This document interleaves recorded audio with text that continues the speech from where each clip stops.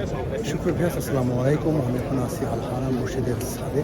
এই ছাদে আপনারা জানেন যে এই প্রতিটা তালায় তালায় এখানে যে তোয়াব করা হয়, সেই তোয়াবের জন্য আমরা এসেছি। আর ছাদে তোয়াব করলাম এবং ছাদের কোথা থেকে তোয়াব শুরু হয় সেই জিনিসটা আপনাদের দেখাবো এবং কীভাবে ছাদে তোয়াব হচ্ছে সেটার অংশবিশেষ দেখাচ্ছি। আর এই প্রচণ্ড রোদের ভিতরেও একটা মিনিটের জন্য আসলে কেউ থেমে নেই, শুধু নামাজের সময়টা থেমে থাকে, তারপরেই শুরু হয় এই তোয়াব।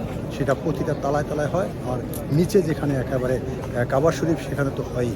আপনারা জানেন যে প্রচণ্ড ভিড়, এই প্রচণ্ড রোদ, এখন 43 ডিগ্রি চলছে। সেই 43 ডিগ্রি রোদের মধ্যেও মানুষ দেখেন আপনি, কোথাও তিল পরিমাণের জায়গা নেই। এই হচ্ছে মাকামে, এই যে সবুজ বাতি, এই সবুজ বাতি থেকে শুরু হয়।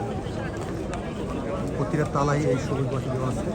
সেই সবুজ বাতি থেকে শুরু হবে কাবা শরীফের তোয়াব। এখন আমি ছাদে আছি, আমাদের 7 চক্কর শেষ করেছি।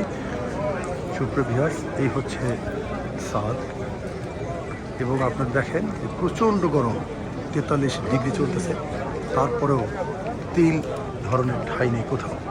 প্রতিটি তালায়, প্রতিটি বারান্দায় এই তোয়াব হয়। আপনারা দেখেন রাত দিন 24 ঘন্টায় এখানে তোয়াব হয়। এই হচ্ছে ক্লক টাওয়ার। সুপ্রভিয়াস, যার যত কান্নাকাটি যা কিছু আছে এখানে করতে থাকে, যার মনের বোধ পুরা করার জন্য এই স্থানটিকে বেছে নেয়। আর এই হচ্ছে সেই সবুজ বাতি। এ থেকে শুরু হলো 7 চক্কর দিয়ে আপনার মনের আশা পূরণের জন্য সবাই থাকে।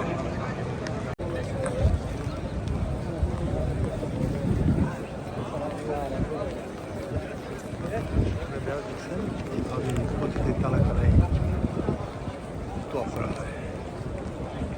ঝড়, বৃষ্টি, রোদ, গরম, কোনো কিছু যেন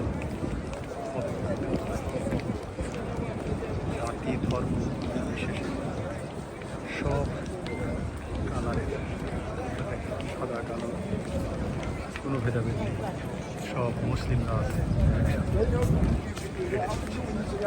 আল্লাহকে খুশি রাজি করে।